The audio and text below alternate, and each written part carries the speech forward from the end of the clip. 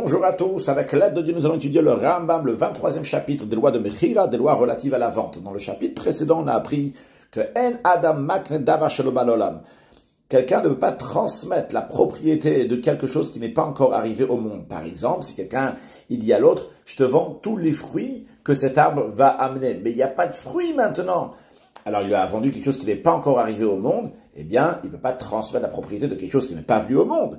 Eh bien, ici, dans Parek Shlosh Aves Rimal Cha'alef, on nous dit que Makne Adam Hagouf le Perotav. Quelqu'un peut transmettre la propriété d'un bien lui-même, mais pas le bien en lui-même, le bien pour les fruits qui vont en venir. Ben Mecher, que ce soit s'il a vendu le droit de propriété de cet arbre pour les fruits qui vont venir, ben matana, ou bien que ce soit en cadeau, ben matan shemera, ou bien que ce soit la donation d'un grabataire. Ici, dans ce cas, ce n'est pas considéré qu'il a transmis quelque chose qui n'est pas venu au monde. Pourquoi? C'est quoi la différence avec ce qu'on a appris dans le chapitre précédent? La réponse est simple. Gouf Matsui. Parce que le bien lui-même, il existe. Ou Mukl le Perot. Justement, il lui a fait faire l'acquisition du bien lui-même pour les fruits qui vont en venir. Mais le bien lui-même appartient à l'acquéreur partiellement pour les fruits. À quoi ça ressemble? Les Socher Bait. Quelqu'un qui loue une maison. Qu'est-ce qu'il a loué?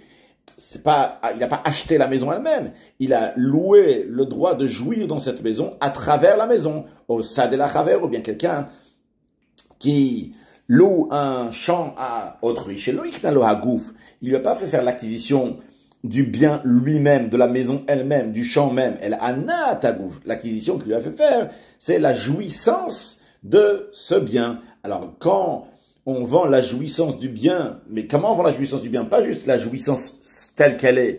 Il lui vend le bien pour cette jouissance.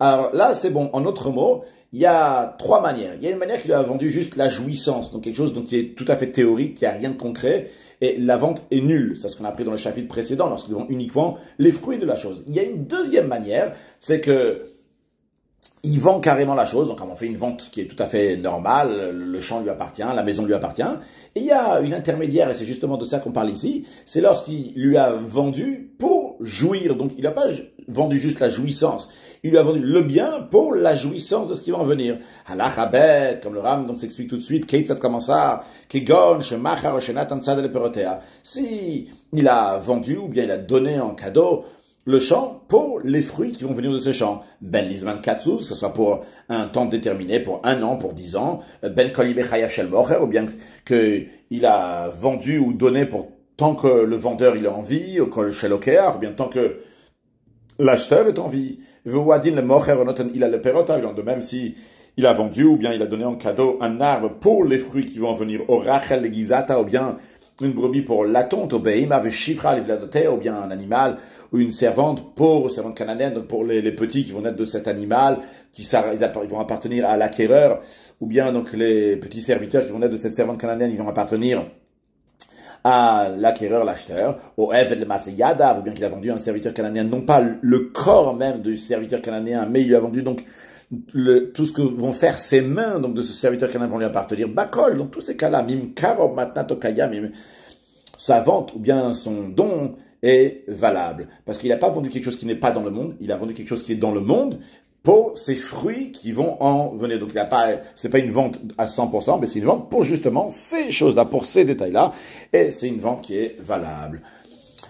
Halacha Gimel, Machar Avdoliknas, dans un cas où quelqu'un il a un serviteur cananéen, et il a vendu son serviteur à quelqu'un d'autre, non pas le serviteur lui-même, mais pour un détail du serviteur. Dans le cas précédent, dans la Lachabet, on avait vu s'il a vendu le serviteur pour ce que le serviteur va faire. Ici, il a vendu dans le cas, chez Im Yugar, que si le serviteur va être encorné par l'animal de quelqu'un, Veyamut, et le serviteur va mourir, eh bien, le propriétaire l'animal qui a encorné devra donner au propriétaire du serviteur de l'argent, et Shloshim Shkalim, que la Torah dit, les 30 Shkalim d'argent qui est une amende, eh bien, le propriétaire du serviteur, il a vendu ça à quelqu'un, au cas où son serviteur va être encorné, et il va mourir, et le propriétaire de l'animal va donner les 30 Slaim, les 30 Shkalim, ces 30 Shkalim-là vont appartenir à l'acheteur, Yaknas Shel Lokeach.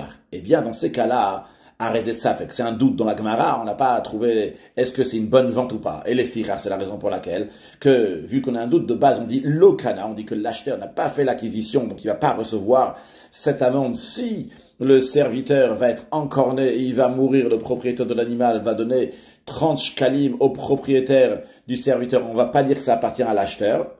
D'un autre côté, vim tafas, si l'acheteur, celui qui a acheté cette amende-là, au cas où le serviteur allait être encorné, il a acheté, il a réussi à se débrouiller de prendre du propriétaire du serviteur, il a pris haknas, donc cette amende-là, El Motsi Miyado, on va pas lui enlever non plus de sa main parce qu'on ne sait pas vraiment.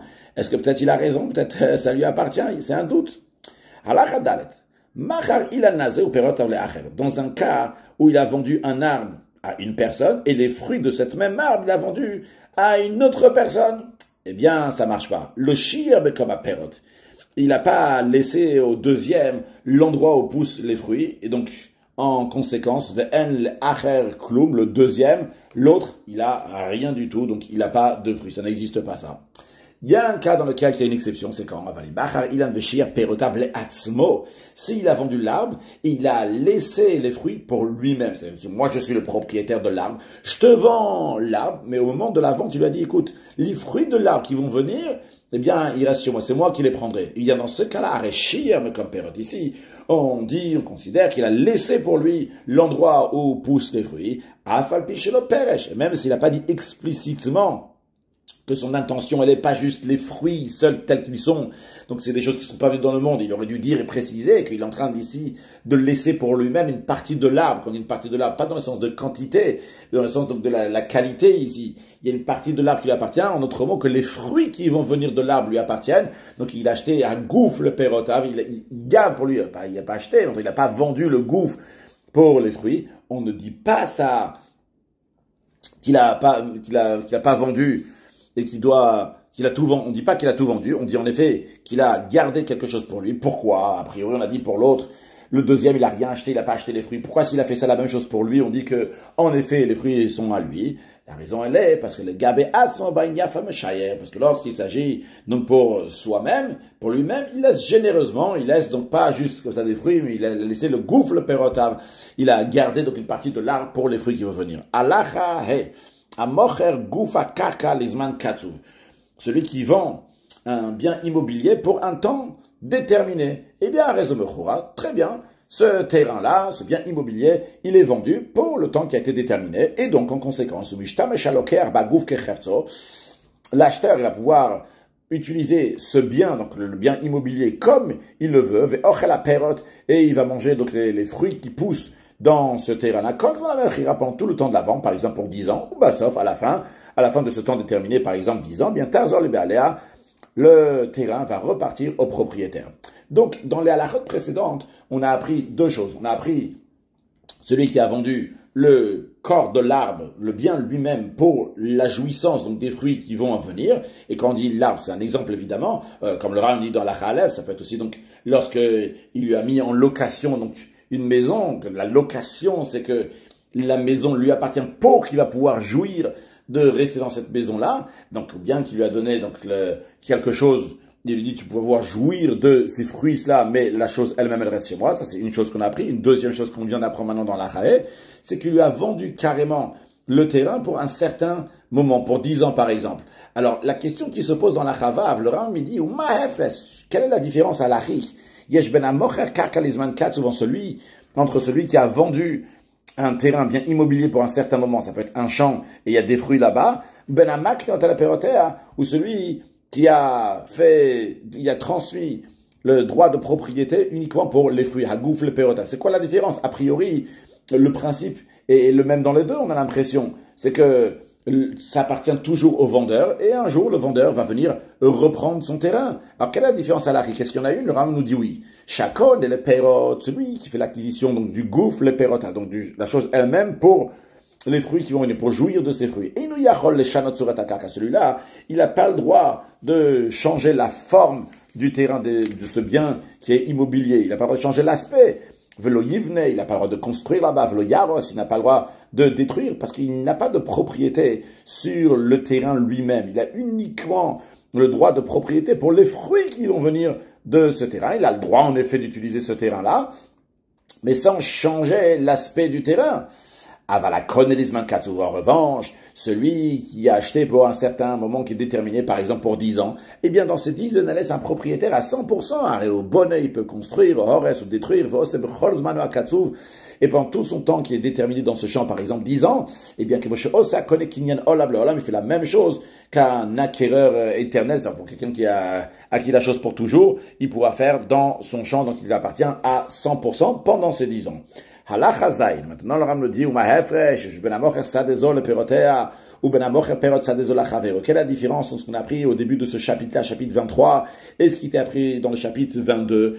Donc, en autre mot, dans les mots du Rambam plutôt, quelle est la différence entre celui qui vend ce champ pour les fruits qui vont venir? Donc, Hagouf le Perot, ce qu'on a appris ici dans ce chapitre 23, mais quelle est la différence avec le Ben Amocher Perot Sad la Chavero, celui qui vend juste les fruits du champ à son ami, ce qu'on a appris dans le chapitre 22, qu'on a dit chez Lokana, on a dit qu'il n'a pas fait l'acquisition, que Moshe Béano, comme on a expliqué, a priori, dans les deux cas, l'acheteur, il a uniquement les fruits. Donc pourquoi celui qui a acheté le champ pour les fruits, il a oui fait l'acquisition, et celui qui a acheté juste les fruits, il n'a pas fait l'acquisition? Bien, la différence est la suivante. Shamor, Perot Asad, celui qui vend juste les fruits du champ, sans le champ lui-même, il n'a pas vendu gouf le perota, il a vendu juste les perotes, juste les fruits.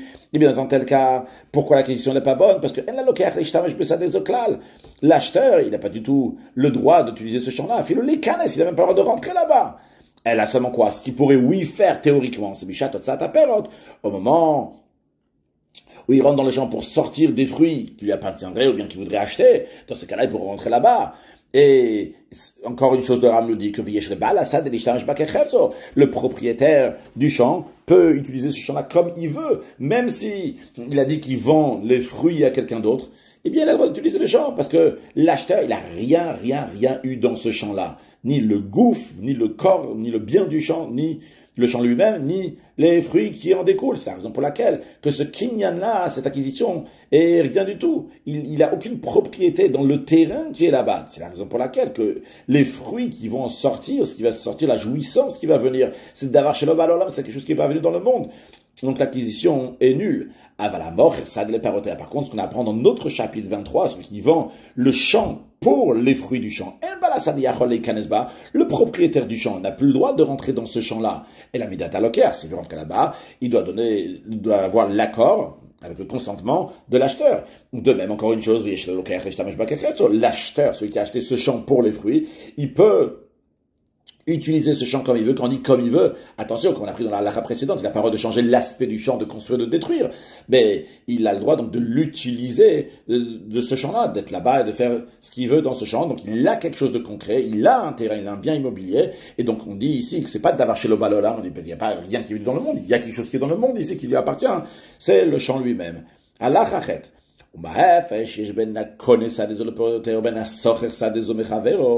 Quelle est la différence entre celui qui ferait l'acquisition, il fait un achat d'un autre, et quand il a fait l'acquisition, il a acheté le champ pour les fruits, et quelle est la différence avec celui qui louerait ce champ de quelqu'un d'autre pour le semer?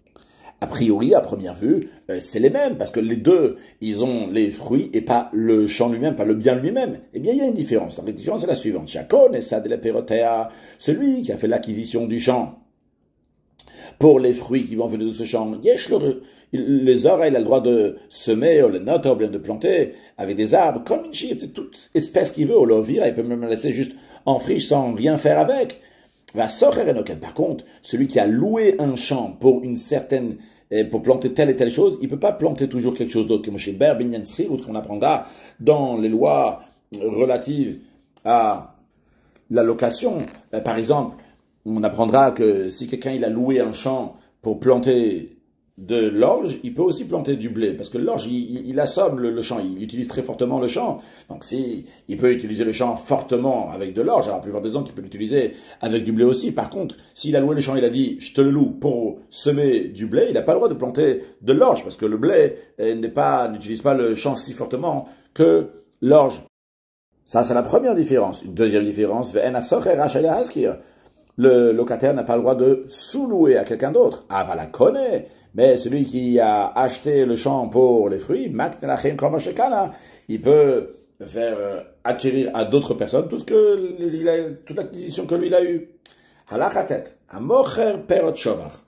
Celui qui vend les fruits, entre guillemets, les fruits d'un pigeonnier. Les fruits d'un pigeonnier, c'est les œufs, les oisillons qui vont naître dans le pigeonnier.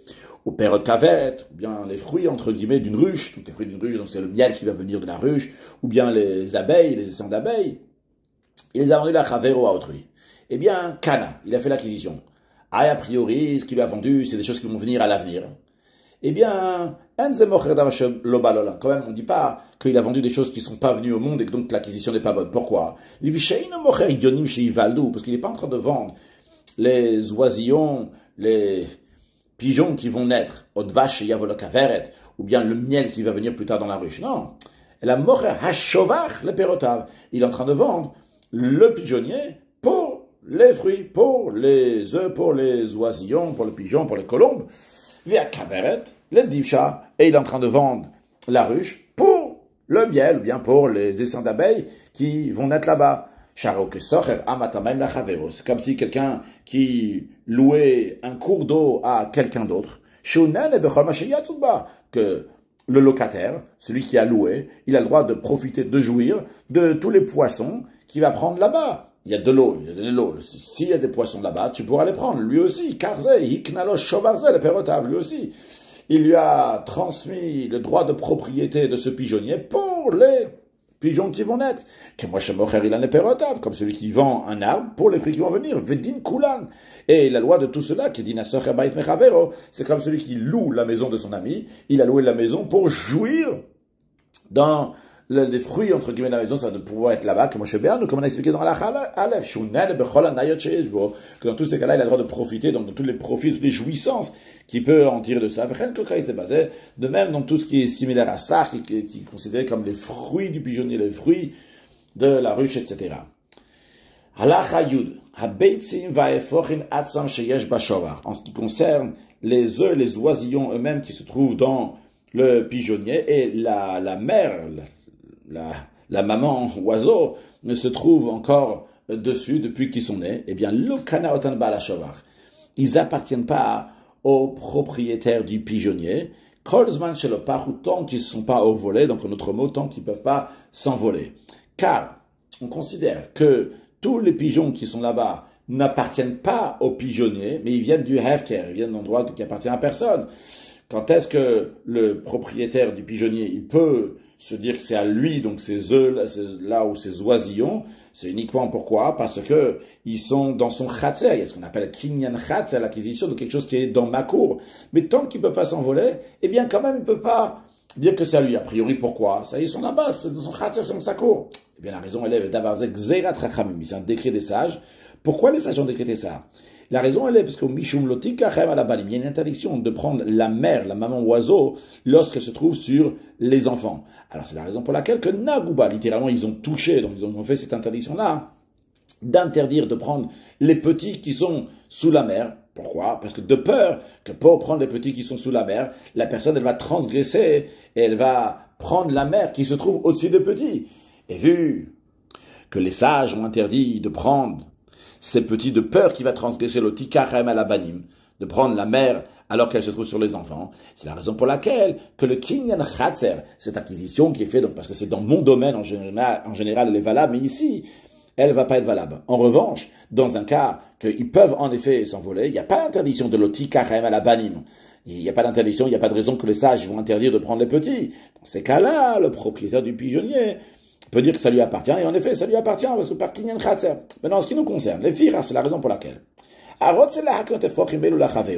Le propriétaire du pigeonnier, il a ces petits oisillons qui ne peuvent pas encore voler, et il veut les vendre à quelqu'un d'autre, mais ça ne lui appartient pas encore à lui pour qu'il puisse les vendre. Il faut d'abord que ça va lui appartenir, et après il pourra les vendre. Qu'est-ce qu'il doit faire? Mais ta père à la chevar, il va frapper, il va taper sur le pigeonnier, de manière de manière que la maman, les mamans vont s'envoler, ils vont se soulever donc du sol, quand on dit du sol ici, c'est le sol du pigeonnier, par le fait qu'ils sont plus là-bas, la mère elle est plus là-bas, il peut faire le kinyan, donc le kinyan khatser, ça lui appartient à lui, donc après, une fois que ça lui appartient à lui, parce qu'il a fait envoler la mer, et les petits oiseaux sont restés là-bas, et lui, il a fait kinyan katser. Après cela, il peut transmettre la propriété, la chavero, à autrui, des kinyan, qu'il fasse un kinyan souda, donc en faisant un échange d'un foulard, d'un objet, ou à gav karka, ou bien en vendant à l'autre un terrain, et au passage, à gav karka, au passage, en même temps que le terrain, il va lui faire l'acquisition de ces oisillons, au bichat varim, sous d'autres modes d'acquisition, shamit tal telenit avec lesquels on achète les biens mobiliers, donc par exemple en soulevant ou en tirant. Allah Hayudalef. Haloker perot shovar. Bechavero, celui qui achète les fruits du pigeonnier d'autrui. C'est-à-dire, il y a le vendeur, il ne vend pas le pigeonnier, il vend les fruits du pigeonnier, ce qui va venir du pigeonnier. Donc, en d'autres mots, cet acheteur-là, un jour, va devoir rendre le pigeonnier au propriétaire. Donc, il doit tout faire pour que ce pigeonnier va rester un pigeonnier. C'est quoi un pigeonnier? C'est un endroit dans lequel il y a des pigeons, il y a des colombes qui sont là-bas. Et c'est la raison pour laquelle que nous voyons tout de suite que il ne peut pas prendre maintenant du pigeonnier tous les oisillons qui vont naître. Pourquoi? Parce que s'il va faire ça, les mamans, ils vont se sauver, ils vont partir. Donc, il a détruit tout le pigeonnier parce que ils vont partir. La manière même, il doit laisser, comme on va voir dans la race suivante, combien il doit laisser d'oisillons, pour laisser ce pigeonnier qui va rester habitable. Avant de continuer, tout d'abord à savoir que les colombes, ils font 2 œufs chaque mois, à part le mois de Hadar. De ces 2 œufs-là, il y a 2 oisillons qui sortent, un mâle et une femelle. Après 2 mois de leur naissance, eh bien, les oisillons, maintenant, eux aussi, vont faire des œufs, et à leur tour aussi, vont faire un mâle et une femelle. Dans la suite, dans la Chayudbet, on va voir Imaot, Banot, quand on parle d'Imaot, dans la Chayud Aleph aussi, on a vu Imaot, donc les mères, en vérité, c'est pas juste les mères. Dans ces pigeonniers-là, il y a un mâle et une femelle. Quand on parle des Banot qui sont nés, c'est aussi donc mâle et femelle. Combien d'oisillons il doit laisser pour pas détruire le pigeonnier? Si au moment où le vendeur lui a vendu ce pigeonnier pour les fruits qui vont venir, il y avait déjà là-bas un couple, on va appeler ça père et mère, il y avait un deuxième couple, donc fils et fille, au moment donc il lui a vendu, donc en tout ils en avaient 4, donc 2 parents et 2 enfants. Eh bien, il faut laisser encore 2 enfants que père et mère vont amener au monde. En autre mot, il faut qu'il y a 4 enfants qui restent, quoi qu'il arrive, toujours avec le père et la mère,